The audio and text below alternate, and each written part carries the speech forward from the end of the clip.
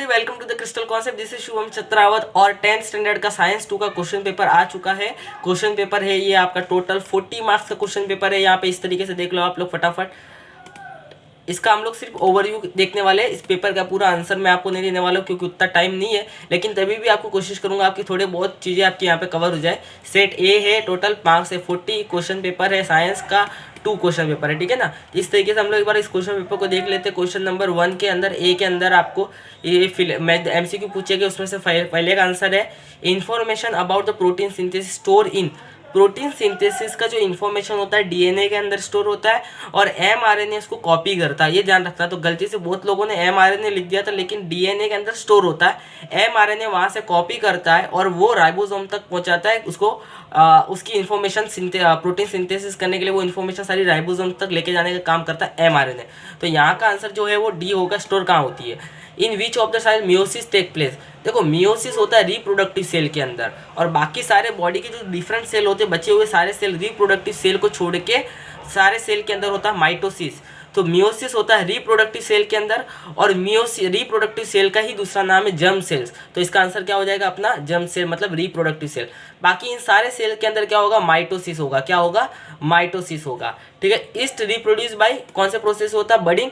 मैंने जो भी चैनल पे 10th के पहले से क्वेश्चन पेपर अपलोड किए हुए साइंस 1, साइंस 2, मैथ्स के यूनिट टेस्ट के, अगर आप वो सारे सॉल्व करके जाते हो ना, तो आपको पता चल जाएगा कि इस पेपर में सारे के सारे क्वेश्चंस वहीं से आ रहे हैं।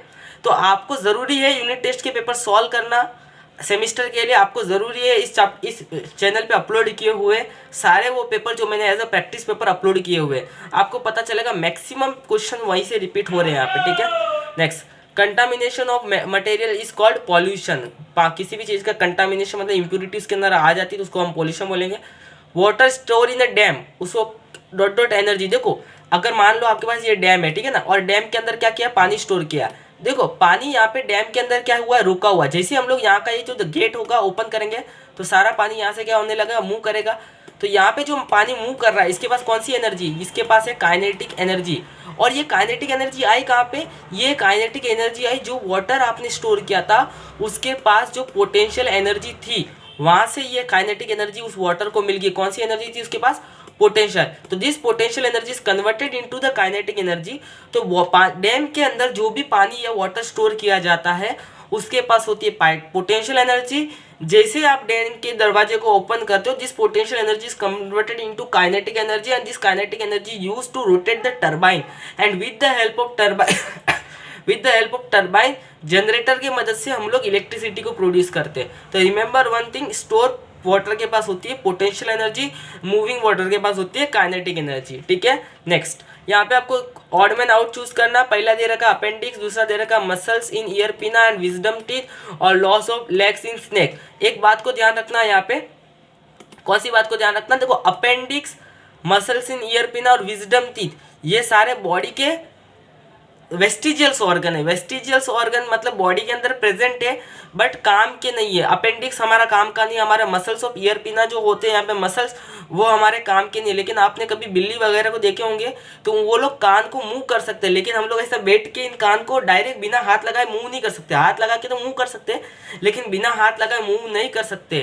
तो ये मसल्स ऑफ ईयर पिना हमारा कुछ काम का नहीं है। हमारे जो एंड के टीथ होते हैं, या तो किसी के निकलते हैं किसी के नहीं निकलते, उनको विजडम टीथ बोलते हैं। वो भी हमारे लिए वो भी वेस्टिजियल ऑर्गन है, कुछ काम के नहीं है। लेकिन loss of legs in snake, ये उसका कोई वेस्टिजियल ऑर्गन नहीं है। तो ये तीनों के तीनों वेस्टिजियल ऑर्गन है। तो ऑड मैन आउट क्या हो जाएगा? ये लास्ट वाला, loss of legs in snake sorry. State whether the right और रॉन्ग, बताना राइट और रॉन्ग है कि नहीं। ये मैंने जो यूनिट टेस्ट के समय में जो क्वेश्चन पेपर अपलोड किया था वहाँ पे भी इस क्वेश्चन को पूछा गया था, उसकी डिटेलिंग मैंने आपको दी थी। आपकी बुक में ही इसका आंसर दिया हुआ है।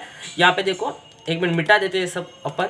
यहाँ पे देखो क्या लिखा, स्टेट द राइट और रॉन्ग। विटामिन बी और सी आर वाटर सोल्यूबल, यहाँ पे सब दे रखा है। अब तो इतने अलग अलग टाइप के विटामिन होते हैं। आउट ऑफ दिस देखो ए, डी, ई और के।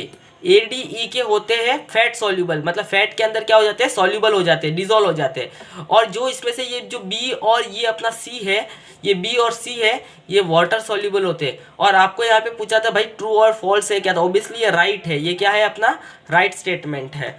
नेक्स्ट इसका आंसर आपको फटाफट कमेंट सेक्शन में मुझे बताना है जल्दी से, तो पता चलेगा आप वीडियो देख रहे हो और आपको पसंद आ रहा है ये वीडियो, ठीक है। नेक्स्ट ये पेज नंबर 17 पे इसका आंसर है, जो फैट वाला मैंने अभी बताया ABCD का, आप चेक कर सकते हो। नेचुरल गैस में क्या आएगा, फॉसिल फ्यूल नेचुरल गैस के अंदर आ जाएगा, ठीक है। टू प्राइमरी कंज्यूमर का आपको नाम बताना कमेंट सेक्शन में। प्राइमरी कंज्यूमर क्या होता है, जो प्रोड्यूसर पे डिपेंड होते हैं। एक मैं बता देता हूँ ग्रास होपर, दूसरा मैं ही बता देता हूँ काऊ, और आपको दो नाम कमेंट सेक्शन में बताने और कौन कौन से होते हैं। क्वेश्चन नंबर 2 के अंदर हम लोग ओवरव्यू देख रहे हैं, टाइम की कमी है मेरे पास, मैं फटाफट जो भी एक्सप्लेनेशन दे सकता हूँ फटाफट देना चाहूँगा। गिव साइंटिफिक रीजन में आपको यहाँ पे 3 क्वेश्चन पूछे गए थे, आपको कोई भी 2 सॉल्व करना था, ईच कैरी 2 मार्क्स, ठीक है। तो ये आपको सॉल्व कर लेना था। Identify the given microbes and the right, यहाँ पे आपको कुछ फूड्स दे रखे, इन फूड्स के अंदर जैसा कि यहाँ पे देखो आपको कॉफी दे रखी है, कॉफी का क्या दे रखा है, ये प्लांट्स दे रखा है उसका, यहाँ पे देखो इस तरीके से ये आपकी बुक से डायरेक्ट क्वेश्चन पूछा गया है, आपको ये मिल जाएगा माइक्रोब्स वाले चैप्टर में। यहाँ पे देखो तो पहला आपको जो यहाँ पे डायग्राम दे रखा है वो इसका डायग्राम है, ये देखो इसका डायग्राम है, और इसके बारे में आपको पूछा गया इसके अंदर क्या प्रेजेंट होता है। जैसे कॉफी के अंदर क्या प्रेजेंट होता है, आपको माइक्रोब्स के नाम बताना है। कॉफी के अंदर देखो लैक्टोबैसिलस ब्रेवियस ये प्रेजेंट होता है। कोकिया के अंदर देखो, कोकिया ये लास्ट वाला सीड्स है, और इसके अंदर देखो कौन सा माइक्रो प्रेजेंट होता है, इसका नाम बताना था, ये यहाँ पे लिखा हुआ है। और उसी तरीके से आपको यहाँ पे इसके भी नाम दे रखे, इनके अंदर कौन कौन से माइक्रो प्रेजेंट होते हैं, इनके बारे में आपको डिटेलिंग में अच्छे से बताना, ठीक है। नेक्स्ट हमारे पास देखते हैं क्या पूछा गया है। ये फ्लावर के बारे में पूछा है, ये फ्लावर का पूरा आपको पेज नंबर 26 पे आंसर मिल जाएगा। फ्लावर के अंदर होता है androecium, gynoecium, male reproductive system, female reproductive, मतलब मेल पार्ट फीमेल, एक्चुअली वो इंसानों में आया। मेल पार्ट कौन सा होता है, फीमेल पार्ट कौन सा होता है, मेल गेमेट और फीमेल गेमेट, और एंथर, स्टिग्मा वगैरह क्या होता है। यहाँ पे जो अंदर ओव्यूल और ओवरीज होती है उनका काम क्या होता है वो सारी आपको डिटेल में लिखती है। एसेसरी ऑर्गन्स क्या होते हैं यहाँ पे, और इसेंशियल ऑर्गन्स क्या होते हैं, उनके बारे में सारा आंसर आपको पेज नंबर 26 के आसपास मिल जाएगा, तो आपको वो अच्छे से लिखना है। फिर ये देखो इस तरीके से आपको और क्वेश्चन यहाँ पे पूछ के रखे, तो वो भी आपको अच्छे से करना है। फिर आपको यहाँ पे देखो ये चार्ट दे रखा है, ये चार्ट को आपको कंप्लीट गिवन, इस चार्ट को आपको पूरा कंप्लीट करना है यहाँ पे, ठीक है। और फिर आपको यहाँ पे देखो मेंस्ट्रुअल साइकिल के बारे में पूछा हुआ है। मेंस्ट्रुअल साइकिल का आपको chapter life process of living organism 2 में आपको अच्छे से मिल जाएगा, तो पूरा वो भी आपको कंप्लीट करना। Identify the types of cell division show in the diagram, क्या हो रहा है इस डायग्राम के अंदर, कौन कौन से टाइप के सेल डिवीजन दिए वो बताना आपको अच्छे से यहाँ पे, ओके।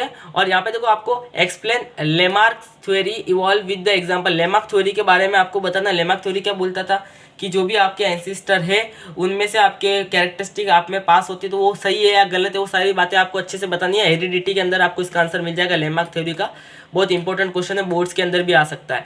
और ये जो लास्ट का आपको यहाँ पे टेबल दिया, ये टेबल आपको डायरेक्ट यहाँ पे मिलेगा, देखो ये टेबल आपको माइक्रोब्स वाले चैप्टर में मिलेगा, और सेम टू सेम टेबल देखो कॉपी पेस्ट है यहाँ पे, तो आप इसको प्रैक्टिस कर लेना। और लास्ट वाला जो क्वेश्चन दिया हुआ है यहाँ पे, ये वाला क्वेश्चन, ये डायग्राम दिख रहा है आपको, ये सेम डायग्राम आपके बुक में है, और इस डायग्राम को आपको पहचानना है। ये वाला डायग्राम देखो आप पॉल्यूशन वाले चैप्टर में जो भी है, मतलब जो एनर्जी वाला चैप्टर है आपका, वहाँ पे आपको मिल जाएगा। यहाँ पे एनर्जी का ट्रांसफॉर्मेशन, और सेम टू सेम क्वेश्चन पूछा, कॉपी और पेस्ट, विदाउट ज़्यादा दिमाग नहीं लगाना है। Mention the 3 measures conservation of biodiversity, sketch level diagram of hydra का आपको डायग्राम बोला था, तो यहाँ पे हाइड्रा का आपको डायग्राम बनाना, ठीक है। ये मेल रिप्रोडक्टिव सिस्टम को आपको पूरी तरह से एक्सप्लेन करना है, तो ये अच्छा 5 मार्क्स का क्वेश्चन है ये, तो इसको पूरी तरह से एक्सप्लेन करना था। उसके साथ में ऑप्शन आपको ये दे रखा था, ठीक है। तो इस तरीके से आपको ये देखो इस डायग्राम के ऊपर आपको ये क्वेश्चन पूछे हुए, तो इस डायग्राम के ऊपर क्वेश्चन, इस पेज नंबर आपको 52 जो पेज नंबर इसके ऊपर मिल जाएगा, ठीक है। तो इस तरीके से आपको ये पेपर आया था। अब तक आपने अगर चैनल को सब्सक्राइब नहीं किया है तो सब्सक्राइबर अभी कम है, अपने को आगे बढ़ाना है अच्छे से, और 10th के सब्सक्राइबर तो काफ़ी कम है। अगर सब्सक्राइबर बढ़ते तो मैं यहाँ पे 10th के और भी वीडियो अपलोड करते रहूँगा, जिस तरीके से 9th के अपलोड हो रहे। तो फटाफट चैनल को सब्सक्राइब करो और keep sharing, keep watching. Thank you so much.